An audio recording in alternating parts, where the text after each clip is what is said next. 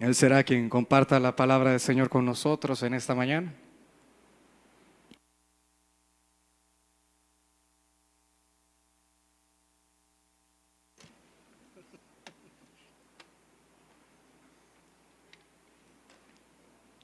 Buenos días, hermanos. Dios les bendiga. Bienvenidos a la iglesia. Estamos celebrando Domingo Misionero, ¿verdad?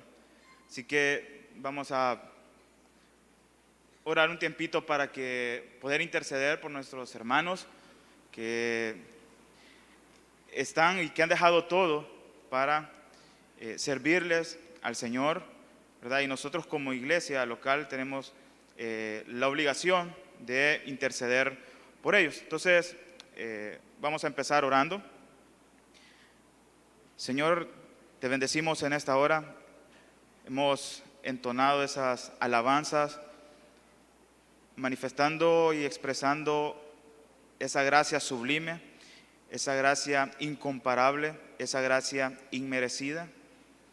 Señor, y en esta hora nos ponemos de acuerdo con mis hermanos para interceder por nuestros hermanos misioneros a nivel del mundo. Y hoy específicamente queremos orar por nuestros hermanos de Corea del Norte, para que tú, Señor, tengas misericordia de ellos, para que tú, Espíritu Santo, les fortalezcas.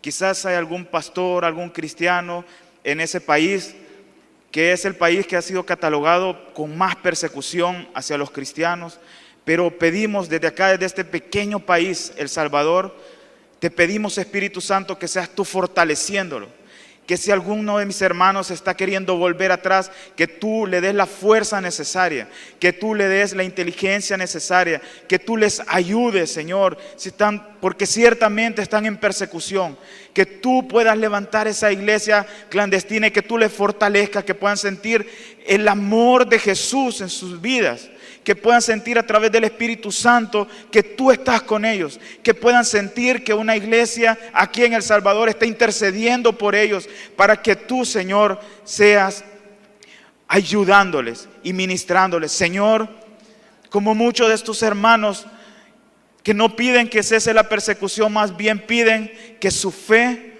no desfallezca, que su fe no se apague.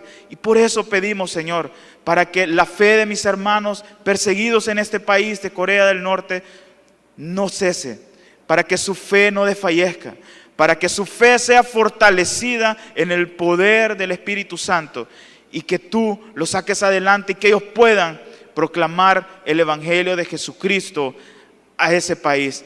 Y Señor, sabemos de que el Evangelio, tu Evangelio, a ti, Jesús, nada ni nadie lo puede detener.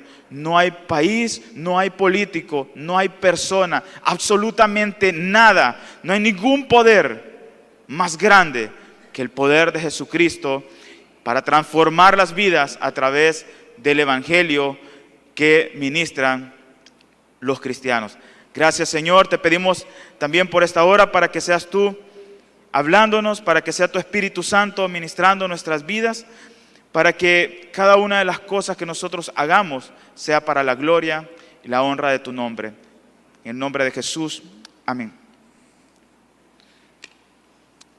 Bueno, vamos en esta mañana a hablar de un tema no muy apetecible, ¿verdad? No, que mucho no nos gusta, y es acerca del arrepentimiento.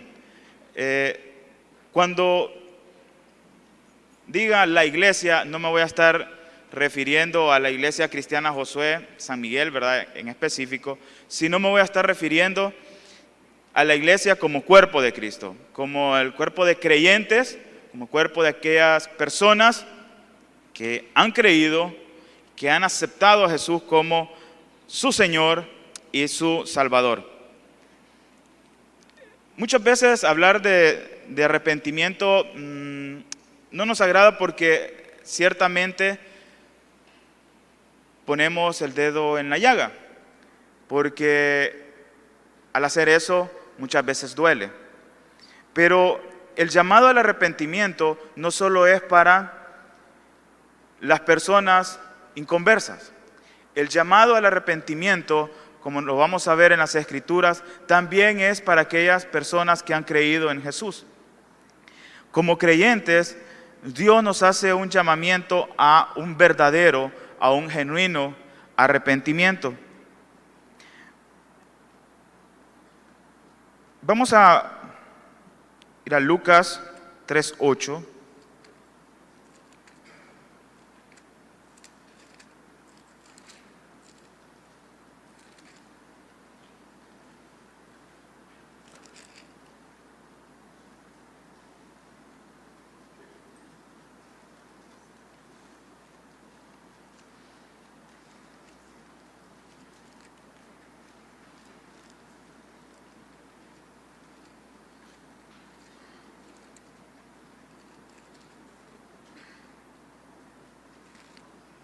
Dice,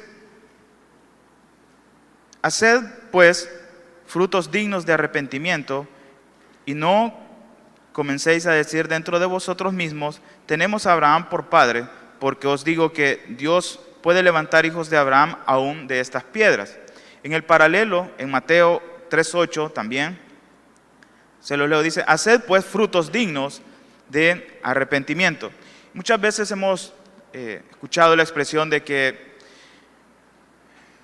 como creyentes tenemos que dar frutos. No podemos quedarnos en ese límite de decir, sí, yo creo en Jesús.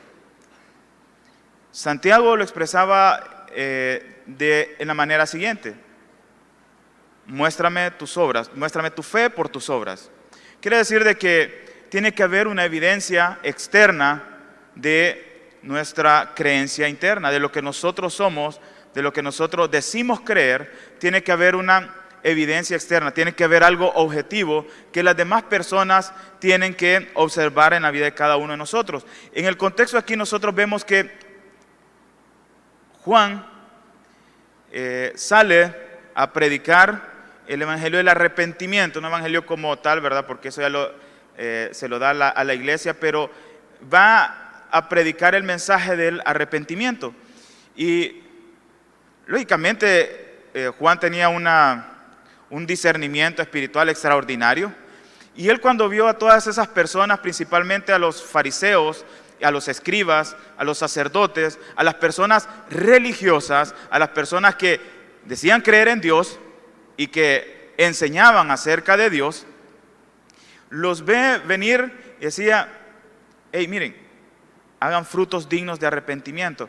Porque él miraba a través de la vida de estas personas que no había ningún fruto. No podía observar una evidencia objetiva, tangible, de que estos escribas, que estos fariseos realmente estuvieran arrepentidos.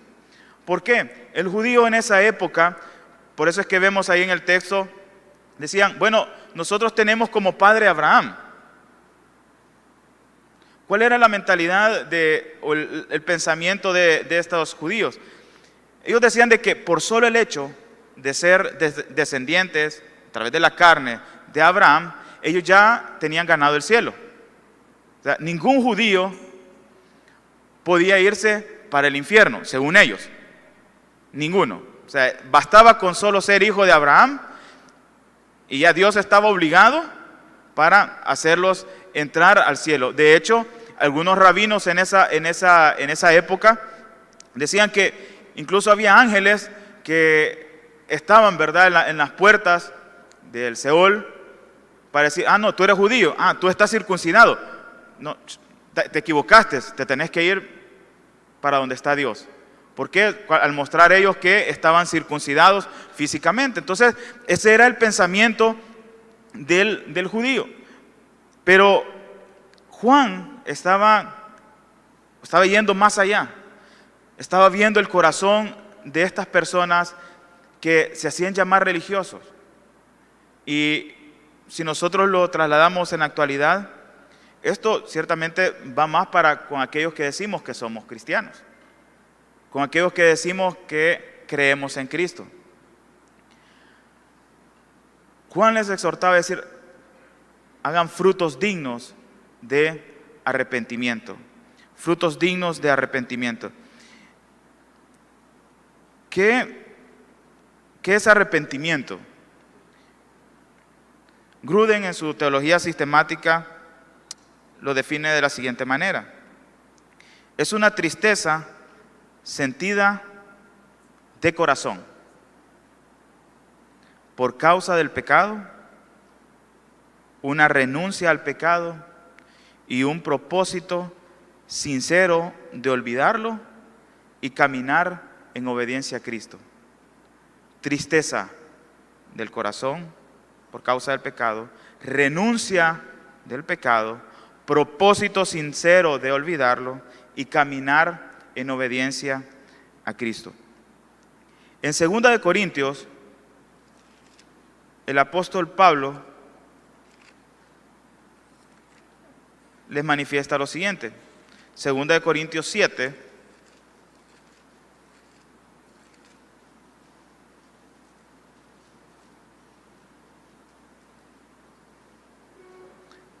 8 hasta el 11. Porque aunque os contristé con la carta, no me pesa, aunque entonces lo lamenté, porque veo que aquella carta, aunque por algún tiempo os contristó, ahora me gozo, no porque hayáis sido contristados, sino porque fuisteis contristados para arrepentimiento, porque habéis sido contristados según Dios, para que ninguna pérdida padecieseis por nuestra parte. Porque la tristeza que es según Dios produce arrepentimiento para salvación, de que no hay que arrepentirse, pero la tristeza del mundo produce muerte. Porque aquí esto mismo de que hayáis sido contristados según Dios, qué solicitud produjo en vosotros, qué defensa, qué indignación, qué temor, qué ardiente afecto, qué celo y qué vindicación. En todo os habéis mostrado limpios en el asunto. Si nosotros vemos en la primera carta, Pablo les escribe a la iglesia. Le había escrito ya una carta a la iglesia de Corinto y les dio en la nuca. Si nosotros leemos primera de Corintios, ustedes le dicen, sí, está bien, ¿verdad? Que ustedes tengan dones y todo eso, pero están permitiendo que un fulano viva con la esposa de su papá. ¿Y cómo es posible eso? ¿Cómo es posible que como creyentes, les dice Pablo en primera de Corintios, toleren eso? Es más, ni aún los inconversos se mira tal cosa. ¿Y cómo es que en la iglesia pueden tolerar eso? ¿Cómo es que no han dicho nada? ¿Cómo es que el liderazgo no ha dicho nada acerca de este asunto? ¿Cómo es que permiten que este joven, que esta persona esté ahí tan tranquilamente? ¿Cómo es posible? Y esa carta fue utilizada por el Espíritu Santo para traer tristeza a la iglesia, dolor a la iglesia. Y es que básicamente eso es el arrepentimiento. Esa carta, como manifiesta aquí en la segunda, trajo tristeza, pero una tristeza para arrepentimiento, porque la tristeza, según Dios, como leemos, eso es lo que produce salvación. Produce salvación. En cambio, la tristeza que es según el mundo no lo va a hacer. ¿Qué produce la tristeza que es según el mundo o el remordimiento? Vemos muchas veces, por ejemplo, cuando sucede algo, lo que hacen es suicidarse. Lo que hace es evitar o dolerse más por las consecuencias que va a traer. Nada menos hace poco, pueden haber leído de que un político en Estados Unidos, al ser acusado de delitos sexuales, prefirió mejor suicidarse. Tuvo tristeza según el mundo. Y la consecuencia que tuvo fue una mal decisión de suicidarse. Pero la tristeza, aquel dolor que produce el haber ofendido a Dios, nos hace volvernos a Él. Porque dice en la definición que habíamos leído, una tristeza sentida en el corazón. No está hablando de que, híjole, la regué y ya estuvo. El verdadero arrepentimiento, hermanos, viene de acá, del corazón. Podemos llorar a moco tendido, podemos correntada de lágrimas, pero si no hay frutos dignos, si no hay una evidencia objetiva, no cuesta nada llorar, y para eso, si quieren llorar, una cebollita picada, y vamos a estar llorando, aunque nos pongamos un fósforo, ¿verdad? Siempre vamos a estar llorando. No cuesta, hermanos, el llorar no cuesta. El arrepentimiento nos va a costar, nos va a doler, no vamos a seguir siendo los mismos, no vamos a seguir siendo iguales. El verdadero arrepentimiento va a traer una tristeza sentida en el corazón. ¿Por qué? No por la consecuencia del pecado. Alguien que está en fornicación va a estar preocupado para que la fulana no salga embarazada o para que no le vaya a dar una enfermedad venérea, pero no está dolido porque ha transgredido la ley de Dios y ha ofendido a Dios. Es la tristeza sentida del corazón por el pecado y es una renuncia al pecado. Yo no puedo arrepentirme o no puedo llamar un verdadero arrepentimiento, hermanos, si sigo haciendo lo mismo, si sigo siendo el mismo, si pienso de la misma manera. No puedo estar abrazado acá del pecado y decir, sí, me arrepiento, perdóname Dios, perdóname. Y estar agarrado del pecado y seguir ahí. Eso no es arrepentimiento. Porque dice, es una renuncia al pecado. Por eso es que el arrepentimiento forma parte de una misma moneda con la fe. No puede haber fe sin arrepentimiento y arrepentimiento sin fe, porque ambas van a trabajar y van a decir, bueno, aquí está el pecado, renuncio al pecado, pero por fe oigo las palabras de Cristo que dice, venid a mí, y entonces me dirijo hacia la persona de Jesucristo. Eso es verdadero arrepentimiento. No es de que, sí Dios, sí, yo me arrepiento, pero es que me gusta. Es que es mi debilidad, y ya vamos a ver hasta qué punto eso puede ser. Y dice, un propósito sincero. Propósito sincero. Claro, solo Dios puede ver el corazón de cada una de las personas, pero todos los hermanos vamos a ver el fruto de ese arrepentimiento. Y caminar en obediencia a Cristo. El diccionario Holman lo define como un cambio de opinión. El cambio de opinión en el sentido de decir, Dios, tú tienes la razón, yo estoy equivocado, dejo mi pecado y me vuelvo hacia ti. Eso es el cambio de opinión, un giro, miren, un giro total en la manera y en el modo de pensar, cambio total. Ahora, pensemos un momento, como iglesia, estamos, y como individuos, estamos cayendo en estas definiciones. Nuestra vida está encajando con estas definiciones. Nuestras actitudes, nuestra manera de pensar, nuestra manera de ser, está encajando en que hemos tenido un giro total en el modo de pensar, que hemos cambiado de mente. No estoy hablando de que si están sirviendo o estamos sirviendo o no. No estoy hablando en que cuánto tiempo tenemos de congregarnos. Estoy hablando de que si verdaderamente, ¿por qué? Porque podemos pasar 30 años en una iglesia y no habernos arrepentido. Podemos morir en una iglesia y no haber presentado frutos dignos de arrepentimiento. Y el día que fallezca, esa persona va a sentir un poco más calor de lo normal. Y no es que en el cielo haya calefacción. ¿Por qué? Porque debemos de presentar un arrepentimiento genuino. Probablemente a las personas las podemos engañar y es fácil. Hay quienes que, híjole, son manipuladoras y una labia, ¿verdad? Las podemos engañar. Sí, podemos. Pero a Dios no lo podemos engañar. Es un pesar, el arrepentimiento es un pesar que acompaña el darse cuenta que se ha obrado mal. El pesar, como lo vamos a ver en el caso de David, fue porque había ofendido a Dios. Ese fue el pesar, ese fue el dolor terrible que tuvo David. Ese es el dolor terrible que tiene que estar en la vida de aquella persona que realmente se haya arrepentido. Es un volver y es un apartarse de y hacia. Apartarse del pecado y apartarme hacia donde está Cristo Jesús.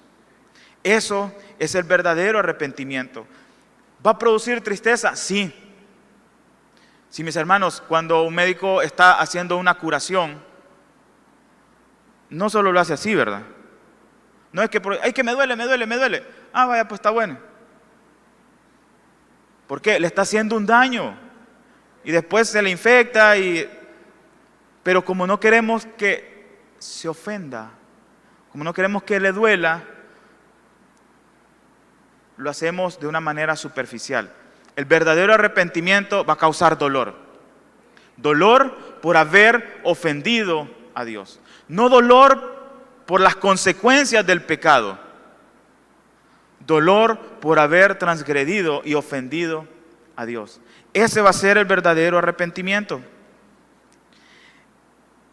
El término que utiliza el Nuevo Testamento es metanoia, que significa un cambio interior de mente, de afectos, de convicciones y de entrega. Es algo interior, sí, pero todo lo demás lo vamos a ver en la forma de ser. Yo no puedo seguir siendo el mismo. Si tengo un verdadero arrepentimiento, no puedo ser el mismo. No puedo. La Biblia dice que somos nuevas criaturas. Que aquel que está en Cristo es nueva criatura. Y vamos a ver cómo David exclama y le pide a Dios que le dé un nuevo corazón por el dolor tremendo que él sentía, que está arraigado en el temor de Dios y el pesar por las ofensas cometidas en su contra. Eso es el verdadero arrepentimiento. La iglesia está urgida de esto. Si nosotros la vemos, es una iglesia tibia, es una iglesia superficial, es una iglesia que no está mostrando frutos de arrepentimiento. Es una iglesia que no está dando las evidencias objetivas y tangibles de su credo, de su conversión.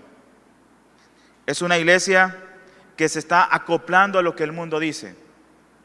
Es una iglesia que le encanta que le prediquen de prosperidad, pero que se ofende cuando alguien les predica de arrepentimiento, del pecado, del infierno, de la hipocresía. Es una iglesia que le interesa más el qué dirá el mundo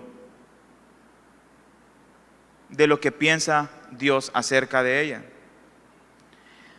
Nosotros lo vemos en la vida de David, y es un salmo muy conocido y vamos a exponerlo a continuación, que es el Salmo 51.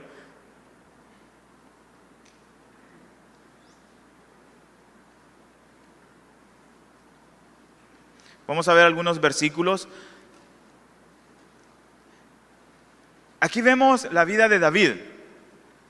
No estamos viendo la vida de un inconverso, no estamos viendo la vida de un gentil, estamos viendo la vida del rey más extraordinario que ha tenido el pueblo de Israel, escogido específicamente por Dios, en quien la opinión de Dios era que era una persona conforme al corazón de Dios. siempre que hablamos de David, nos referimos a eso. El hombre que en las Escrituras dice que era conforme al corazón de Dios. No era, como podríamos decir, no era un recién convertido, era alguien que ya estaba fogueado.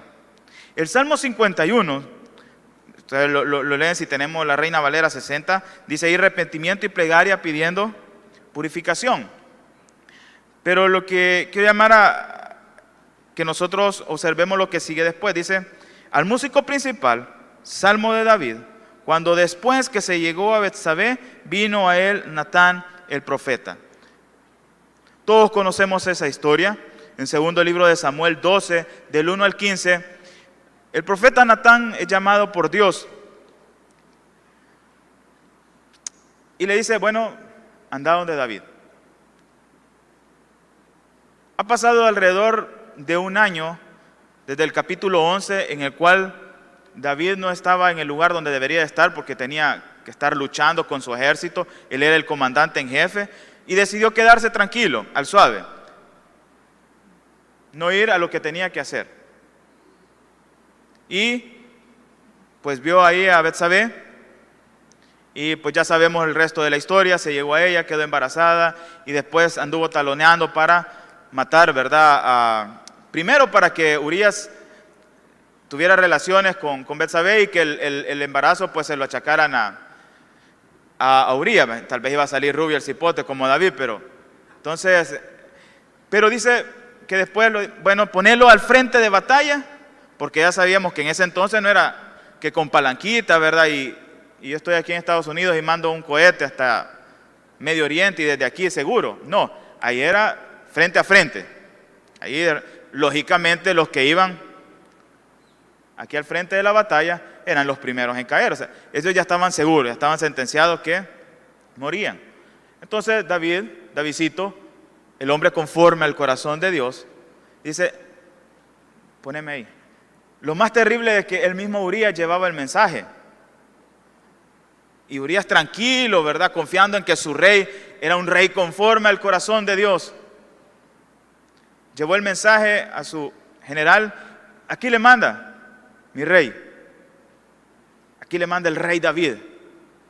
Ese rey extraordinario que tenemos. Pone a Urías al frente de la batalla, en lo más recio, en lo más yuca, en lo más colorado que esté ahí. Su general comprendió. Quería eliminar a Urías. Y en el capítulo 12 llega el profeta Natán y le dice, David, ¿cómo estamos? Tranquilo. Más o menos ha pasado un año. Fíjate que te voy a contar una historia que habían dos personas en una ciudad. Una era sumamente rica, tenía ganado, tenía ovejas, tenía vacas, tenía de todo, no podía pedir más, era extraordinariamente rico. Y había otro que era pobre. Su familia solo tenían una corderita. Y la cuidaban tanto a esta corderita que casi hablaba, pues, porque era de la familia. ¿Verdad? Era como el chucho que ahí le estamos tirando.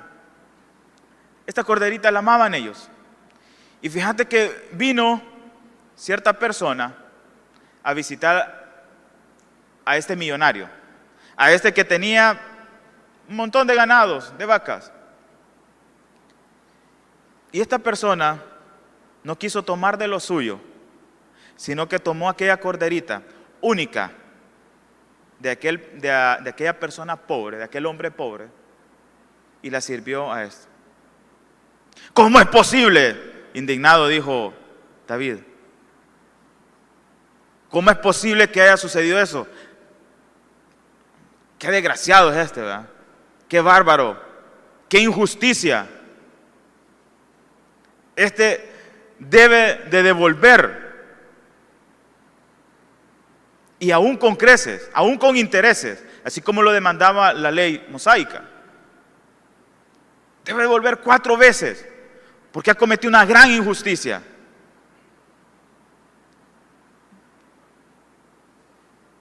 Me llega, le dijo Natán. Buen punto. David, tú eres ese hombre.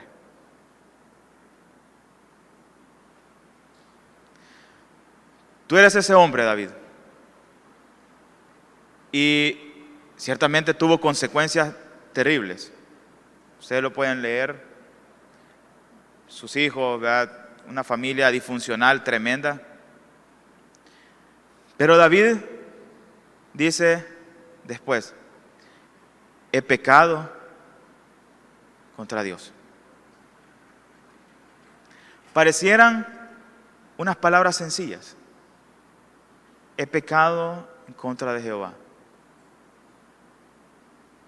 He pecado en contra de Dios. Pero lo que se quedaban cortas esas palabras de lo que en ese momento estaba sintiendo David en su corazón. No podía expresar todo ese dolor en esas cortas palabras. He pecado. Pero lo bueno que no se quedó ahí nomás. Dice la palabra de que Dios le dijo, sí, y Dios te ha perdonado, David. Dios te ha perdonado.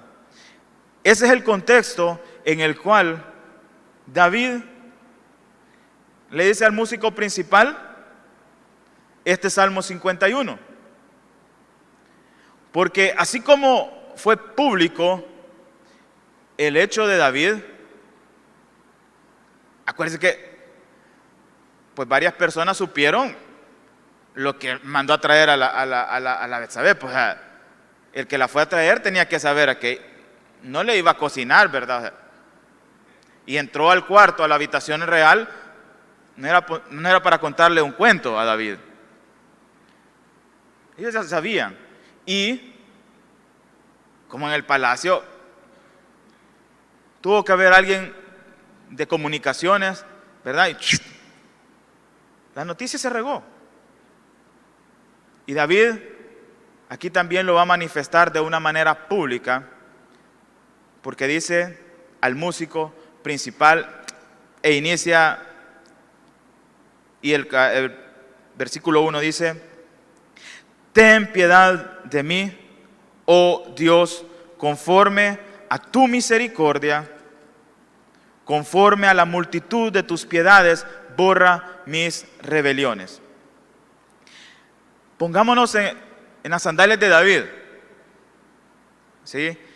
En lo que estaba sintiendo David, en ser confrontados por el profeta Natán. Dios quiera que hayan muchos Natán en la iglesia, que lleven la voz de Dios para que aquellas personas que aún no se han arrepentido de una manera genuina lo puedan hacer. Dios no desea que nadie se vaya al infierno. Él quiere que todos procedamos al arrepentimiento. Ese es el deseo de Dios. Y por eso nos ha dejado su palabra, por eso nos ha dejado todo escrito, para que nosotros podamos presentar un verdadero arrepentimiento. Y David dice: ten piedad de mí. En estas palabras David estaba expresando un profundo dolor, un profundo pesar, una profunda agonía por haber ofendido a Dios. Y le dice: ten piedad. Y se la está pidiendo, no se la está pidiendo a ninguna otra persona, se la está pidiendo a Dios, porque solo Dios puede tener piedad, porque solo Dios es capaz de otorgar el perdón de pecados, porque no hay ninguna cosa que nosotros podamos hacer, no hay ninguna obra que nosotros podamos hacer, no hay ningún rito que nosotros podamos hacer, no importa de que nosotros nos vayamos hincados hacia una imagen, eso no va a producir perdón de pecados. Al único que tenemos que volvernos es a Dios mismo. Y esa capacidad todavía la tenía David, que a pesar de que estaba hundido en ese pecado, a pesar de que, como lo expresa él en otros salmos, en el 32 y en el 38, que sus huesos que su vida misma se iba envejeciendo, se sentía enfermo. Y nosotros hoy nos explicamos por qué muchas personas les salen todos los exámenes bien y por qué se sienten enfermos. ¿Por qué están enfermos? Habría que ver si no hay pecado en su vida. David se sentía enfermo, estaba presentando manifestaciones físicas de una enfermedad espiritual llamada pecado. Un pecado no confesado. Y David se sentía enfermo y le dice: ten piedad de mí. El perdón de los pecados siempre, siempre es un acto de misericordia, de pura misericordia de parte de Dios. Nosotros no lo merecemos. Por eso es que David se vuelve y le dice: ten piedad de mí, oh Dios. ¿Conforme a qué? ¿Conforme a que yo soy el rey?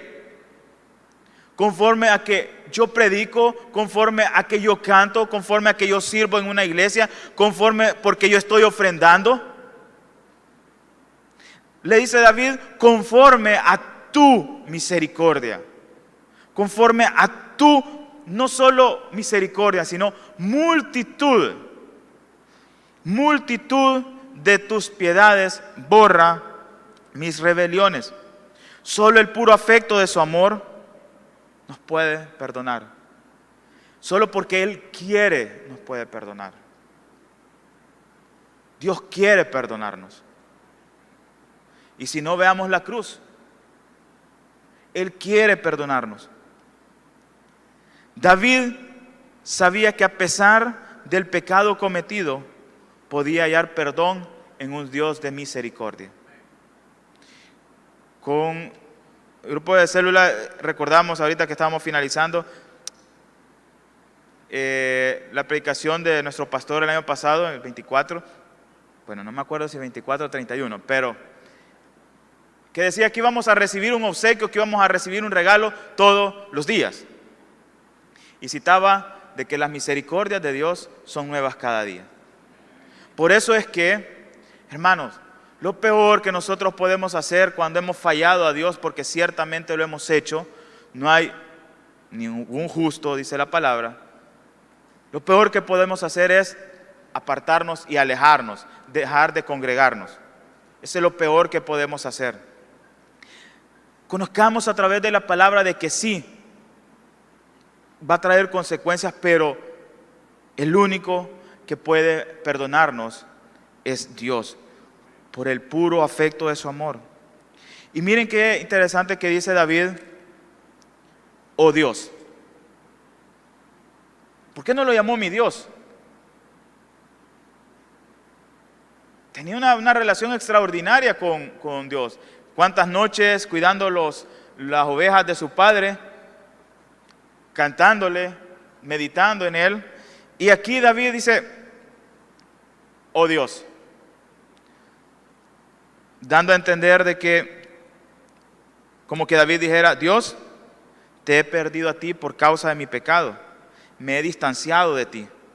Y cuando nos distanciamos de Dios, entonces nos estamos acercando al otro, nos estamos acercando al enemigo, nos estamos acercando a Satanás. No hay nivel medio de que tengo en paz aquí a Satanás, no me meto con él, y también a Dios, y aquí un término medio. Es decir, voy el domingo a la iglesia, chivo, y de lunes a sábado, pues me olvido. Sí, estoy más o menos. David decía: ten piedad de mí conforme a tus misericordias. Le estaba diciendo: Dios, no me trates como yo me lo merezco. Porque, mis hermanos, si Dios nos tratara como nos merecemos realmente, ninguno de nosotros estuviera acá.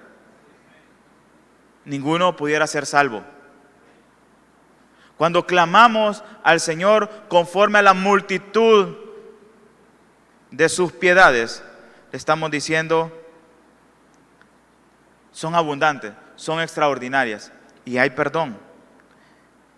El versículo 2 dice: lávame más y más de mi maldad y límpiame de mi pecado. Si nosotros vemos una cosa importante cuando nosotros nos arrepentimos, miren, no le echemos la culpa a nadie más. David dijo, mi maldad y límpiame de mi pecado. No es que la Betsabé tuvo la culpa porque estaba bañándose desnuda y no le había puesto ni siquiera una sábana arriba, ¿verdad?, para cubrirse. No, pero es que era muy bonita, pues yo soy el rey. No, pero es que Dios, tú me pusiste de rey, entonces tú tienes la culpa. Así como estaba culpando, ¿verdad?, Adán, no Dios, y la mujer que me diste, si ella fue, o sea, al final entonces tú tuviste la culpa. David estaba reconociendo que era su pecado. Dice, mi maldad y mi pecado. Dejémonos con esas tonterías y boberías de echarle la culpa cuando nosotros hemos fallado a las demás personas. Los únicos culpables somos nosotros. Si pecamos y transgredimos la ley de Dios, es porque nosotros así lo decidimos. No le estemos echando las culpas a nadie. Dice, de mi maldad y de mi pecado. Él estaba consciente de que el pecado lo había manchado, lo había ensuciado y lo había marcado. Y él no podía hacer nada por sí mismo. Igual nosotros no podemos hacer nada por nosotros mismos para limpiarnos y para quitarnos la mancha del pecado. No está diciendo, voy a lavarme o voy a limpiarme. Estaba clamando al Dios de misericordia y le estaba diciendo, lávame. ¿Por qué? Porque el perdón de pecado es por gracia y es un acto soberano de Dios. Por eso es que está clamando a Dios. Por eso es que él dirige su mirada a Dios y dice, lávame, tú lávame de mi pecado. Tú no tuviste nada que ver en esto. Yo pequé porque yo quise, porque yo tomé la decisión de pecar. Pero ahora me vuelvo a ti y te pido, conforme a tus misericordias, conforme a la multitud de tus piedades, que me limpies tú, porque yo no puedo. Que me laves tú, porque yo no puedo. Porque no puedo hacer ninguna penitencia, porque no puedo hacer nada, absolutamente nada que nos limpie. Ninguno de nosotros puede hacer nada para ser limpios del pecado. Solo hay una cosa, la sangre de Cristo derramada en la cruz del Calvario es la única eficaz para perdonarnos y limpiarnos de todo pecado. Y es que cuando nosotros aceptamos realmente a Cristo y nos arrepentimos y nos volvemos a Dios y tenemos un giro completo de regreso hacia Dios, entonces la sangre de Cristo, que es poderosa para limpiarnos, nos presenta limpios delante del Padre. La Biblia es clara, dice que sin santidad nadie verá al Señor. Tiene que estar limpio. La única forma en que podemos estar limpios y que podemos ser lavados es por la sangre de Cristo. Es la única, el sacrificio de Jesús es el único que tiene el poder, es el único que tiene capacidad para presentarnos limpios y puros delante del Padre. Por eso es que cuando nosotros nos presentemos delante de Dios, no vamos a poder decir, yo hice tal cosa, yo serví, yo di dinero para esto. Vamos a poder decir, Dios, por pura gracia. Y lo que estoy aquí es porque estoy cubierto. Si estoy acá en el cielo y estoy delante de la presencia tuya, Padre, es porque la sangre de Cristo me limpió de mis pecados. Y por eso es que puedo estar delante de ti. A eso era lo que estaba clamando David. Eso era lo que estaba llamando la atención. Límpiame tú. Pero que él tomó la decisión de volverse a Dios. Y reconoció su pecado. Pero muchas veces eso nos cuesta. Porque pensamos que con una lloradita ya estuvo nada más. Y seguimos haciendo lo mismo. Y seguimos culpando a otras personas. No es que fulano tuvo la culpa. No es que si no hubiera sido porque él me invitaba, no hubiera ido. David reconocía de que era su pecado y que él era incapaz de poder limpiarse de su inmundicia. Porque yo reconozco, lo vuelve a recalcar en el 3, porque yo reconozco mis rebeliones y mi pecado está siempre delante de mí. Otra vez llamemos la atención a los mis rebeliones. No culpó a Betsabé. No culpó a nadie más. Dijo, mis rebeliones. Y mi pecado está siempre delante de mí. En ese año, David no tuvo paz. No tuvo paz. Ahora la pregunta es, ¿cuánto tiempo puede una persona que se dice ser creyente no estar en paz con Dios? ¿Cuánto tiempo puede pasar una persona que se hace llamar seguidor de Cristo sin confesar su pecado? ¿Cuánto tiempo puede pasar en hacerse el mareado, como decimos, en hacerse el loco y venir a la iglesia, congregarse, cantar, levantar las manos y olvidarse que ha ofendido a Dios y que no se ha puesto a cuenta con Dios? ¿Cuánto tiempo puede una persona pasar así? Y es que cuando no sentimos dolor por haber ofendido a Dios, mis hermanos, es algo muy grave.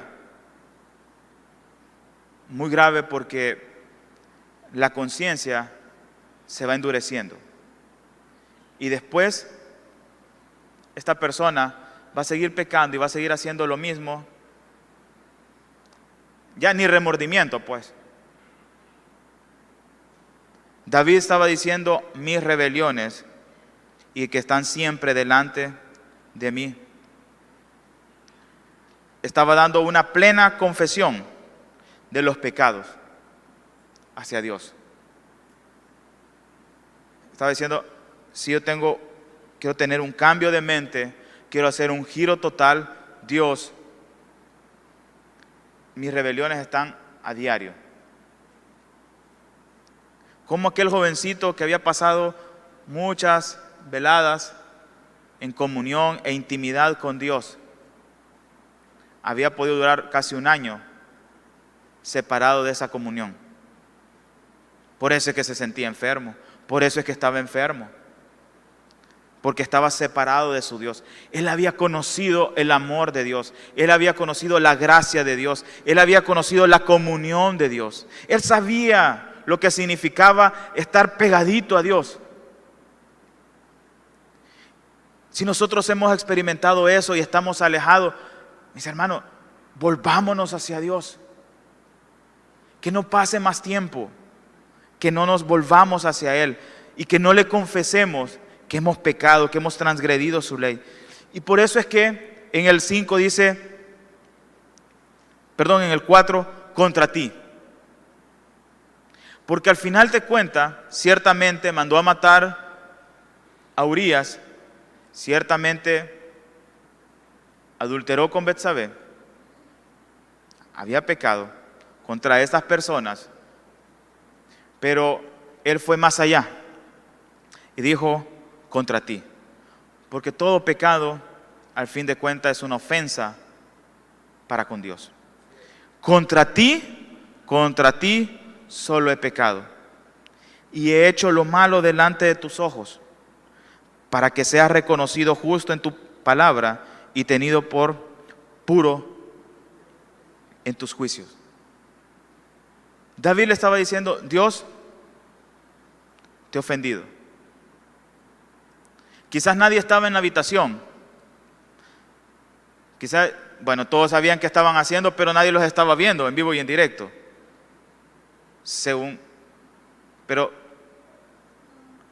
los ojos estaban de Dios, estaban viéndolo. Y David dijo, pecado delante de tus ojos. Contra ti. Por eso es que después le dice, para que seas reconocido justo, diciéndole, Dios, si tú decides quitarme la vida, eso es justo. Mis hermanos, el que Él nos enviara al infierno era justo, porque todos habíamos y hemos transgredido la ley. Eso era justo. Era justo. Por eso es que el juicio de Dios es justo. A Él no puede haber evidencia falsa. No le pueden engañar, porque es el supremo juez y Él lo sabe y Él lo conoce todo. Y entonces nadie lo puede engañar. Por eso es que el día de mañana, cuando las personas estén delante del juicio del trono blanco, nadie va a poder decirle a Dios: no, tú eres injusto al mandarme porque yo he hecho estas cosas buenas, yo fui un buen padre, yo fui una buena madre, yo fui un buen ciudadano, yo fui tal cosa. Nadie le va a poder decir eso a Dios, porque el juicio de Dios es justo. Y eso estaba reconociendo David. David le dijo: contra ti he pecado y reconozco, y yo sé que cualquier juicio que tú emitas en contra de mí va a ser justo. Por eso es que volvemos, para conocer el contexto, lo que estábamos leyendo en 2 Samuel 12. Porque el profeta Natán le dice: bueno, la espada no se va a apartar de tu familia. Y vemos todo lo que pasó con sus hijos. David estaba reconociendo: no te voy a culpar por eso.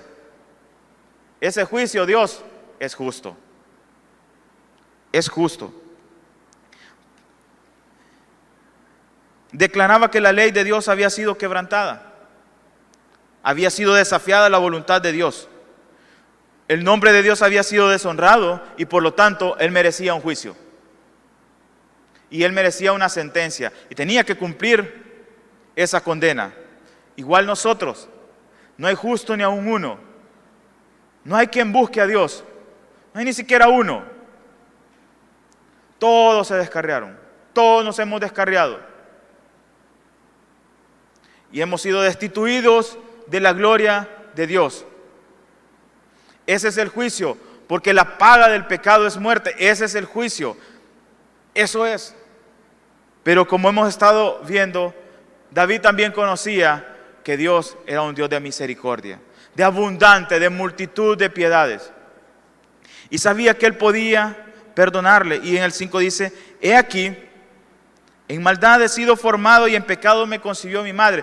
David estaba diciendo: ciertamente no es una manera de justificarme, pero yo te confieso que yo soy un pecador desde el momento en que nací. Y todos, absolutamente todos, venimos con la mancha del pecado. Todos somos pecadores. Por eso es que pecamos. Por eso es que sí lo dice en su programa muchas veces Adrian Rogers, ¿verdad? Que pecamos porque somos pecadores. O sea, en nuestra naturaleza está el ser pecador. En nuestra naturaleza está el pecado. Y por eso es que nos inclinamos hacia Él. Y David le estaba diciendo: mira, yo reconozco que no soy justo. Yo reconozco que no hay nada bueno en mí. Señor, yo reconozco que no soy bueno y que nací en inequidad, que soy un pecador. Pero después manifiesta: he aquí tú amas la verdad. En lo íntimo y en lo secreto me has hecho comprender sabiduría. Y empezó a recordar David aquellos momentos de deleite en la presencia de Dios. Aquellos momentos especiales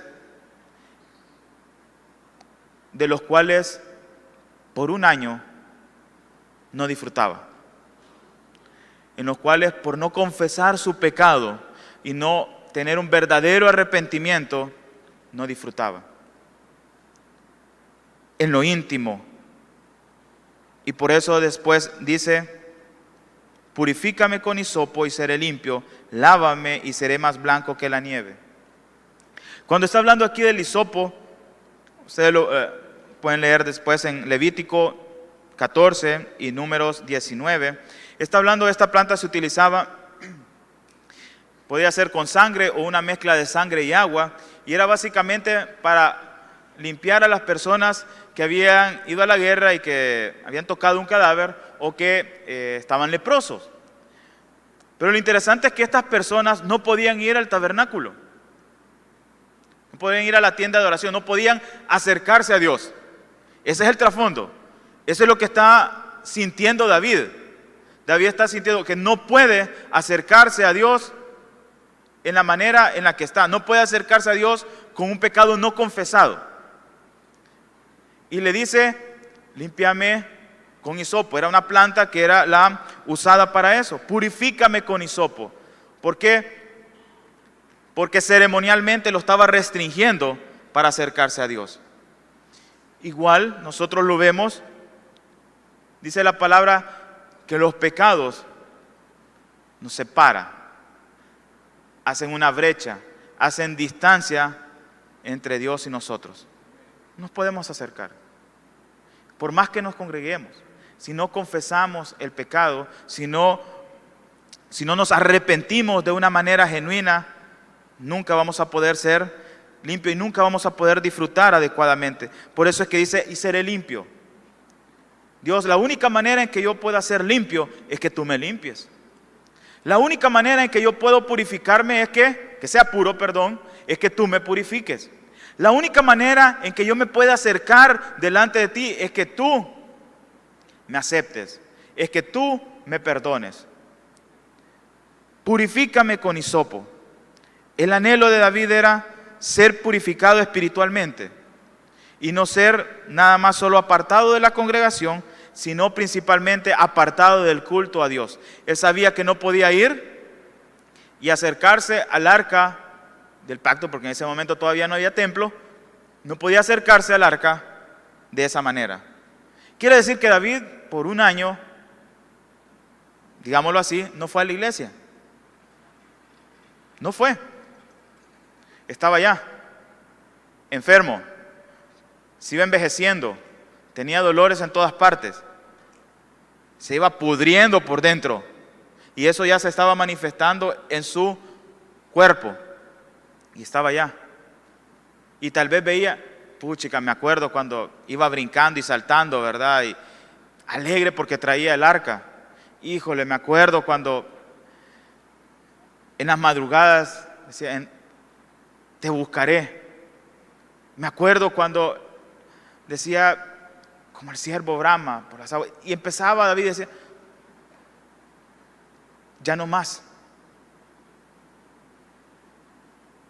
David dijo, no, Señor, purifícame con hisopo. Y dice el 8, hazme oír gozo y alegría y se recrearán los huesos que has abatido. Así se sentía David, con huesos destrozados.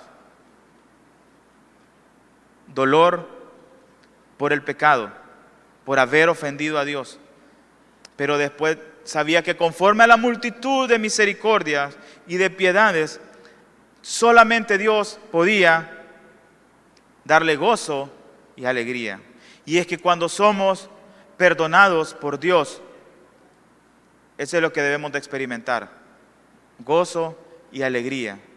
Mis hermanos, desde el momento que Dios nos aceptó, que hizo el llamado al arrepentimiento, nosotros nos volvimos a Él a través del Espíritu Santo y no por obras, sino que Dios mismo es el que puso en nosotros el creer. O sea, no hay nada, absolutamente nada que nosotros hayamos puesto para ser salvos, nada más por pura gracia. Y por eso es que el creyente debe pasar con gozo y alegría, porque ha sido perdonado por Dios. Porque estábamos muertos en nuestros delitos, porque éramos enemigos de Dios, porque éramos hijos de ira. Eso es lo que éramos, eso es lo que dice Efesios 2. Estábamos apartados. No teníamos absolutamente ninguna posibilidad de acercarnos a Dios. No éramos nada. Pero Dios, que es rico en misericordia, con aquel amor que nos ha dado salvación. Por eso es el gozo y la alegría. Esconde tu rostro de mis pecados y borra mis maldades. Solo Dios los puede perdonar. Y lo maravilloso es que no solo los puede, sino que los quiere perdonar. Que eso es otra. Porque de poder se puede decir, sí, yo puedo perdonarte, está chivo, pero no quiero. Dios puede perdonarnos y Dios quiere perdonarnos. Y Él dice que se olvida de los pecados. Si nosotros nos hemos vuelto a Dios en un arrepentimiento genuino, cuando decimos, perdóname, ¿De qué pecado me estás hablando? Porque ya te he perdonado. Si nosotros lo hemos hecho de una manera genuina, borra mis maldades. Esa era la petición de David. Y crea en mí, oh Dios, un corazón limpio y renueva un espíritu recto dentro de mí. Es interesante porque David le está diciendo, mira, todo lo que está de mí, eso está podrido, eso no sirve. Crea en mí un corazón, créalo de nuevo. Por eso es que, como mencionábamos anteriormente, la Biblia dice de que aquel que esté en Cristo, nueva criatura es. Dios creó. El término que David utiliza en esa palabra, crea en mí, oh Dios, es Elohim, que es el primero que aparece en Génesis 1:1. En el principio, Dios creó los cielos. Le está llamando la atención a Elohim, al Dios creador, al Dios que creó todo el universo, todo lo que hay en él y que lo sustenta, y le está diciendo, Dios, así como creaste, Elohim, así como creaste el cielo, las estrellas, todo cuanto hay, crea en mí un corazón limpio. Crea en mí un corazón limpio y renueva un espíritu recto dentro de mí. Solo Dios es capaz de transformarnos. Solo Dios es capaz de crear un nuevo corazón. Es más, el nuevo pacto dice que Él va a quitar ese corazón de piedra y nos va a dar un corazón nuevo. Porque solo a través de la obra del Espíritu Santo es que nosotros podemos ser con un corazón limpio, con un corazón verdadero, con un corazón nuevo y que lógicamente empieza en la mente. Por eso es que dice, crea un corazón limpio. ¿En qué es lo que estamos pensando? ¿Cuál es la manera de pensar? ¿Cómo nosotros vemos el mundo? ¿Cómo nosotros nos dirigimos? Porque dependiendo de lo que nosotros pensemos, así vamos a actuar. Vamos a actuar de una manera con un arrepentimiento genuino, dando frutos dignos de arrepentimiento, o vamos a ser unos hipócritas. No me eches de delante de ti y no quites de mí tu Santo Espíritu. Aquí vemos un gran contraste con Saúl. David está clamando y está diciendo, Dios, mira, lo que más deseo es que no me eches delante de ti y que no me quites tu Santo Espíritu. No me importa el reino. No me importa toda esa majestad, todas esas tierras que he ganado, todas esas batallas que he ganado. No me importa eso. Lo que me interesa eres tú. Por eso no me quites tu espíritu. No me eches delante de ti. Es triste porque en 1 Samuel 16:14 dice, y el espíritu de Jehová se apartó de la vida de Saúl. El espíritu de Jehová se apartó de Saúl. Y vemos un debacle espiritual en la vida del primer rey de Israel. Empezó a ser atormentado por espíritu. Mis hermanos, si estamos siendo atormentados por espíritus inmundos, por demonios, ojo, ¿se ha apartado el espíritu de nosotros? ¿Lo hemos alejado? ¿Lo hemos contristado? ¿Nos hemos alejado tanto de Dios que ya el Espíritu Santo no está obrando, no le estamos permitiendo el obrar? Por eso es que David decía, no me eches. No me eches, no quites tu Santo Espíritu. No me interesa nada más. Lo que me interesa es que tú estés conmigo. Que tú estés conmigo. Él había disfrutado tanto de la presencia de Dios. Cuando hemos disfrutado y Dios nos da vislumbre de su presencia manifiesta, no vamos a querer que eso se aleje de nosotros. No vamos a querer no volver a disfrutar de eso. Porque el tiempo se te va cuando disfrutas de la presencia de Dios. No lo sientes. Cuando disfrutamos de una comunión, de una intimidad con Dios. Pero solo lo puede hacer aquella persona que realmente se ha arrepentido de una manera genuina. Por eso es que dice, vuélveme el gozo de tu salvación y espíritu noble me sustente. el gozo de su salvación. Solo un creyente consagrado puede permanecer a través de las circunstancias difíciles que da la vida y a pesar de eso estar gozoso. Un verdadero creyente no va a disfrutar el pecar porque va a producir tristeza. Mis hermanos, si pecamos y no produce tristeza en nuestro corazón, es que probablemente no tengamos al Espíritu Santo. Y si no lo tenemos, es porque no somos salvos. Un verdadero hijo de Dios le va a doler en el corazón el haber ofendido a su padre. Le va a doler en su interior haber transgredido la ley de Dios. No le va a importar las consecuencias del pecado. Lo que más le va a doler es haber ofendido a Dios. Y esa tristeza que es según Dios va a producir en él a través del Espíritu Santo obrando para volverse al arrepentimiento. Eso es lo que produce. Y ese arrepentimiento va a producir salvación. Va a producir salvación. Entonces dice, enseñaré a los transgresores tus caminos y los pecadores se convertirán a ti. David ya sabía por experiencia propia lo que era pecar, mantener en oculto según él, ¿verdad? Y no confesar su pecado. David experimentó en carne propia el juicio de Dios, pero también experimentó la gracia de Dios, la misericordia de Dios. Y por eso es que le dijo, ciertamente hoy le voy a poder decir por experiencia, mira, hiciste tal cosa, sí. Yo también mandé a matar a uno, pero ¿sabes qué? Dios me perdonó. Dios me mostró su gracia.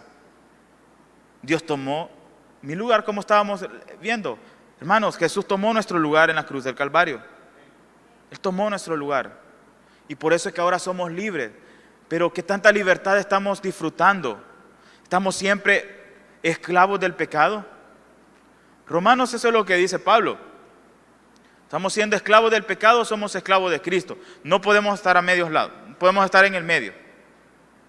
Pero disfrutemos de nuestra libertad y por eso es que vamos a tener el gozo. Y entonces, al nosotros ser perdonados, vamos a poder decirle a los demás, vamos a poder ministrar a los demás, vamos a poder decirle, Dios te puede perdonar y no solo te puede perdonar, sino que te quiere perdonar. Y Dios te está llamando al arrepentimiento. Y eso es lo que Dios quiere para la iglesia.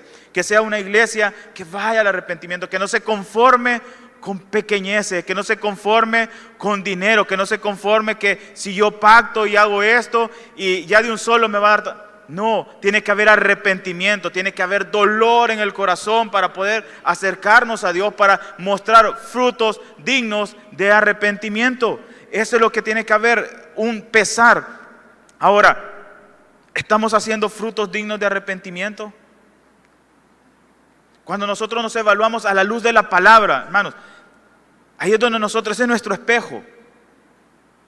Y nosotros decimos, estoy haciendo yo frutos dignos de arrepentimiento. ¿Estoy mostrando objetivamente que me he arrepentido? ¿O todavía estoy con aquello de que aquel tuvo la culpa y que por eso pequé? Él tuvo la culpa, él que fue el que me tentó. ¿Estamos todavía con eso?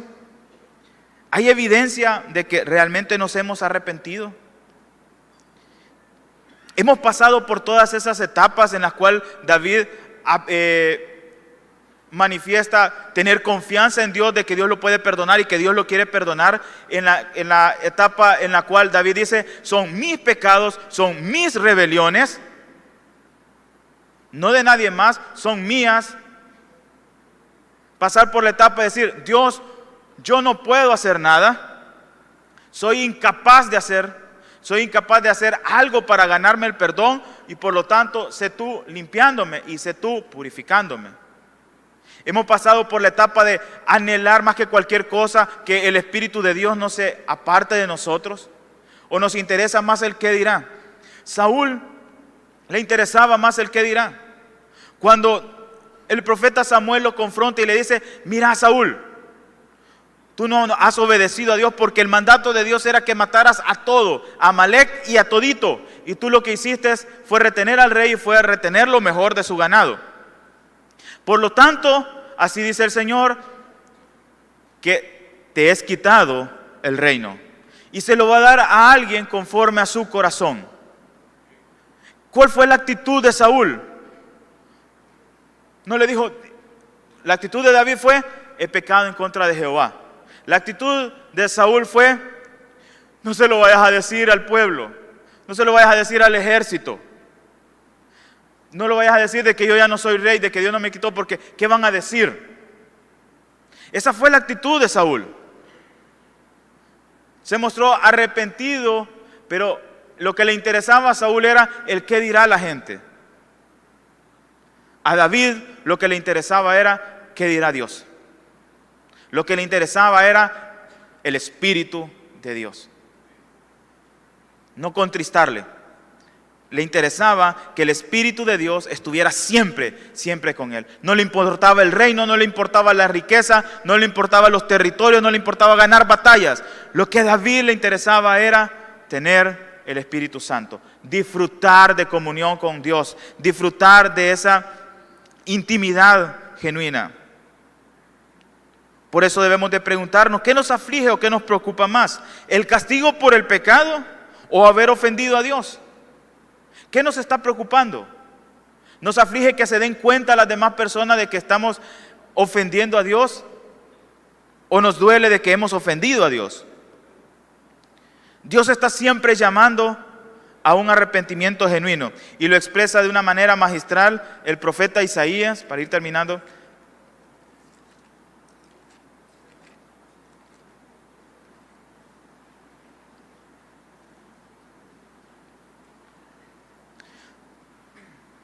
Uno del 10 en adelante dice, Isaías 1:10, príncipes de Sodoma, oíd la palabra de Jehová, escuchad la ley de nuestro Dios, pueblo de Gomorra. ¿Para qué me sirve, dice Jehová, la multitud de vuestros sacrificios? ¿De qué me sirve que tú sirvas en la iglesia? ¿De qué me sirve que tú prediques? ¿De qué me sirve de que tú cantes? ¿De qué me sirve de que tú sirvas? ¿De qué me sirve que tú seas sujeto? ¿De qué me sirve eso? Hastiado estoy de holocaustos, de carneros y de cebo de animales gordos. No quiero sangre de bueyes, ni de ovejas, ni de machos cabríos. ¿Quién demanda esto de vuestras manos? Cuando venís a presentaros delante de mí para hollar mis atrios. No me traigáis más vana ofrenda. El incienso me es abominación. Eso es para el Señor cuando nosotros estamos cantando o estamos sirviendo y no lo estamos haciendo con un corazón arrepentido. Es abominación delante de Dios. Luna nueva y día de reposo, el convocar asambleas, no lo puedo sufrir. Son iniquidad vuestras fiestas solemnes. Vuestras lunas nuevas y vuestras fiestas solemnes las tiene aborrecidas mi alma. Me son gravosas, cansado estoy de soportarlas. Cuando extendáis vuestras manos, yo esconderé de vosotros mis ojos. Asimismo, cuando multipliquéis la oración, yo no oiré. Llenas están de sangre vuestras manos. Lavaos y limpiaos, quitad la iniquidad de vuestras obras de delante de mis ojos. Dejad de hacer lo malo. Aprended a hacer el bien. Buscad el juicio. Restituid al agraviado. Haced justicia al huérfano. Amparad a la viuda. Venid luego, dice Jehová, y estemos a cuenta. Si vuestros pecados fueren como la grana, como la nieve será emblanquecida. Si fueren rojos como el carmesí, vendrán a ser como blanca lana. Si quisiereis y oyereis, comeréis el bien de la tierra. Si no quisiereis y fuereis rebelde, seréis consumidos a espada, porque la boca de Jehová lo ha dicho. Si quisiereis, está el llamado, si quisiereis. Tiene que haber un cambio absoluto si nosotros vamos a tener un verdadero arrepentimiento. Mitsu Fue el capitán que dirigió los aviones de guerra en el ataque japonés a Pearl Harbor. Cerca ya del final de la guerra, Fuchida se encontraba en Hiroshima. Por una extraña casualidad, dejó la ciudad el día antes de que fuera totalmente destruida por una bomba atómica. ¿Por qué quedé salvo?, se preguntaba él. Simplemente no lo podía entender, puesto que adoraba a muchos dioses, a Brahma y a otros miles más como tienen ellos. Después de la guerra, Fuchida estaba muy resentido con los norteamericanos porque habían hecho estallar las 2 bombas en Hiroshima y en Nagasaki. Creía que los norteamericanos, al igual que los japoneses, habían torturado a sus prisioneros. En su búsqueda de datos que corroboraran sus creencias, preguntó a un amigo que había sido prisionero en Utah y le preguntó qué era lo que pensaba.